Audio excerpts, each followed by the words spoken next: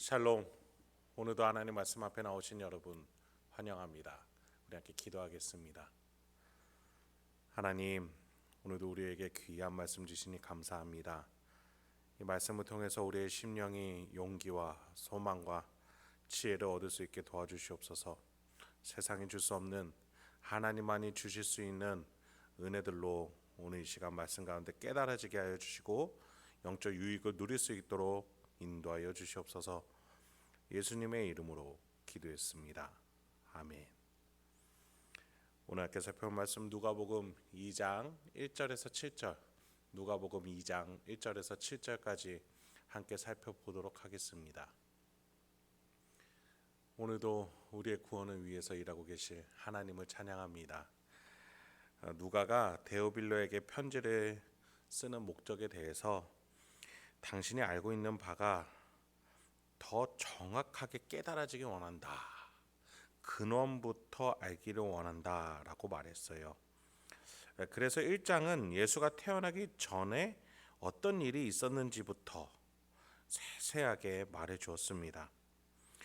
특히 세례 요한이라는 아기가 태어나는 이야기를 시작했어요.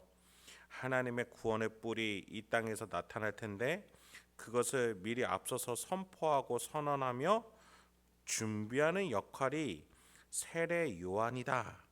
그러한 이야기를 들려줬어요. 왜 이렇게까지 하나님은 예수를 보내기 전에 세례 요한까지 보내셨을까요? 이스라엘 사람들은 그 예수를 받아들이지 않을 것이 분명했고 하나님은 그걸 미리 아셨기 때문이에요. 이스라엘 사람들은 특히 인간은 모두 다 자기가 원하는 바를 추구하기 마련이에요. 여러분, 사람은요 강력하고 카리스마 있는 신의 모습, 그것을 원해요. 내가 그렇게 되든 아니면 내가 추앙하는 누군가가 그런 모습이 되든 그것을 바래요. 낮고 누추한 인간의 모습으로 오는 구원자를 인류는 받아들이지 않습니다. 그런 그들에게 예수가 메시아일 수밖에 없는 증거를 계획하시고 세례 요한 때로부터 말씀하셨던 것이죠. 인류로 하여금 변명거리가 없게끔 하나님은 계속해서 증거하고 나타내시고자 했던 겁니다. 이런 일련의 과정을 거쳐서 이제 아기 예수가 태어나는 이야기가 2장에서 시작이 됩니다. 때는 로마 황제 가이사 때였습니다. 1절부터 2절, 3절이에요. 그때 가이사 아우구스도가 영을 내려 천하로 다 호적하라 하였으니 이 호적은 구레뇨가 수리아 총독이 되었을 때에 처음 한 것이라. 모든 사람이 호적하러 각각 고향으로 돌아갈세. 로마 황제 가이사는 로마 권역에 있는 모든 사람들에게 고향으로 돌아갈 것을 지시해요. 호적 신고를 하게끔 하여서 세금 징수를 체계적으로 하기 위한 방편이었습니다. 이 일로 로마의 식민지였던 이스라엘 민족도 대대적으로 자신들의 고향으로 돌아가게 됐죠. 문제는 마리아의 출산 예정일이 가까웠다라는 것에 있습니다. 그러나 어쩔 수가 없죠. 요셉과 마리아는 고향 땅으로 내려갑니다. 여러분, 요셉과 마리아가 결혼했다라는 이야기가 없어요. 그런데 고대 당시에 이 약혼은 현대의 약혼과는 조금 거리가 있습니다. 이스라엘, 특히 고대 이스라엘에서의 약혼은 준 결혼의 구속력을 갖기 때문에 약혼을 깨는 방법은 이혼밖에 없습니다. 즉 약혼은 결혼이었다는 거예요. 그래서 이 두 사람의 결혼에 대한 구체적인 언급 없이 마리아는 요셉을 따라 요셉의 본적인 유대 땅으로 내려가게 되었던 것입니다. 왕이신 예수를 낳기 위해 유다 지파 고향으로 내려가게 된 것이죠. 그곳은 우리가 잘 아는 베들레헴이 있는 곳이었습니다. 4절부터 7절입니다. 요셉도 다윗의 집 족속이므로 갈릴리 나사렛 동네에서 유대를 향하여 베들레헴이라 하는 다윗의 동네로 그 약혼한 마리아와 함께 호적하러 올라가니 마리아가 이미 잉태하였느니라. 거기 있을 때 해산할 날이 차서 첫 아들을 낳아 강보로 싸서 구유에 뉘었으니 이는 여관에 있을 곳이 없음이러라. 요셉과 마리아는 나사렛에서 베들레헴까지 직선거리로는 120km이지만 구불구불한 길들, 그 동선을 따지면 200km나 되는 거리였습니다.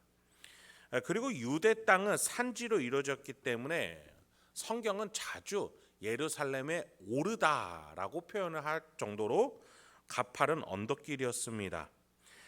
요셉과 마리아의 길이 굉장히 힘든 길이었음을 우리는 예상할 수 있어요. 그런데 더 문제가 있어요.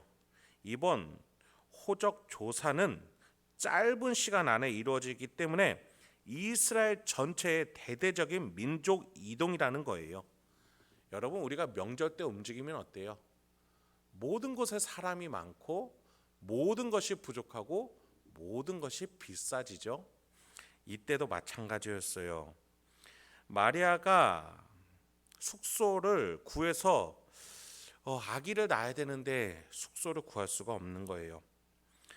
여관에 이르게 됩니다. 방이 없으니 마구간이라도 내어 받게 되었습니다. 그리고 그곳에서 아기 예수를 출산할 수밖에 없었고, 아기를 누일 곳이 없으니 소가 여물을 먹을 때 쓰는 밥그릇에는 말구유, 소구유에 아기를 눕히게 됐던 거예요. 여기서 의문 한 가지가 듭니다. 세례 요한의 출생에 비해서 너무나도 열악한 예수의 출생 과정이었어요. 하나님은 왜 예수를 이렇게까지 어려운 환경 속에서 태어나게 하셨는가? 약혼이라는 시기도 참 우리로 하여금 당혹스럽게 하는데, 출생하는 환경, 장소 또한 너무나도 어려운, 뭐 하나 쉽게 넘어가는 법이 없는 예수의 탄생 일화입니다. 하나님은 예수를 위대한 신의 모습으로 이 세상에 보내고자 하지 않으셨습니다.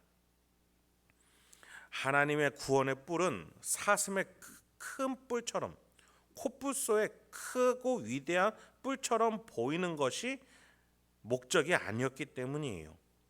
여러분, 인간의 구원은 인간의 영혼과 마음, 내면에서 이루어지는 것이기 때문에 물리적으로 커 보이는 것은 아무 필요가 없습니다.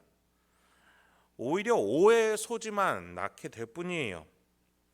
하나님은 예수가 가장 낮은 위치에서 태어나게끔 하심으로써 그 어떤 가난하고 누추하고 낮은 자리에 있는 자도 예수가 공감할 수 있는 그렇게 낮은 자리로 가게끔 하셨던 것이죠. 이해할 수 없는 자가 없도록, 공감할 수 없는 자가 없도록 예수가 가장 낮은 밑바닥으로 가게 하셨어요. 여기까지 정리해 보면 예수는 몰락한 다윗 왕가 가문에서 태어나셨고, 그의 아비는 가난한 목수였으며, 고향은 종교적으로나 경제적 혜택이 없다고 말할 수 있는 북쪽 갈릴리 나사렛이었습니다. 출생의 순간까지도 예수는 가장 비천한 모습으로 태어나셨습니다. 가장 밑바닥에서 태어나셨어요. 다른 탄생 일화, 신화를 보면 위대하고 멋져 보이기 그지없죠. 그러나 예수의 탄생은 신비하지만 물리적으로는 너무나도 비천할 뿐이었습니다. 그러나 그 안에는 놀라운 하나님의 사랑이 숨겨져 있었던 것입니다. 여러분, 오늘 하루도 이 예수를 믿으시기 바랍니다. 비천한 모습으로 오신 예수를 믿으시기 바랍니다. 그 예수가 지금 성령으로 내 안에 계십니다. 낮은 자리로 오신 예수가 나를 공감하고 나의 어려움과 아픔과 쓰라림과 내 밑바닥까지 온 인생을 이미 이해하고 계시기 위해서 예수는 2000년 전에 그 가장 낮은 곳으로 인간의 몸을 입고 오셨던 것입니다. 여러분, 예수가 그래서 우리를 이해하실 수 있는 것입니다. 우리를 공감하실 수 있고 우리를 안아주실 수 있는 겁니다. 여러분, 우리 안에 예수의 영 성령 하나님이 우리에게 위로를 전하고 용기를 북돋아 주실 수 있는 분이심을 믿으시면서 오늘도 우리 예수님과 성령님과 하나님과 동행하는 저와 여러분이 되길 주님의 이름으로 축원드립니다. 함께 기도하겠습니다. 하나님, 오늘도 우리에게 귀한 말씀 주시니 감사드립니다. 주님의 그 손길이, 역사하는 그 섬세한 손길이 얼마나 따뜻한지요. 우리를 사랑하기 위해서 곳곳에 묻어나온 하나님의 섬세한 사랑이 곳곳에서 느껴지는 오늘 본문이었습니다. 주여, 이 말씀을 기억하면서 오늘도 내가 어떠한 선택과 판단과 결정, 말, 행동을 할지 이 낮은 자리로 오신 예수를 기억하며 그 섬세한 하나님의 사랑을 기억하며 내 삶을 주도해 나아갈 수 있는 우리 성도님들과 제가 되도록 인도하여 주시옵소서. 예수님의 이름으로 기도했습니다. 아멘.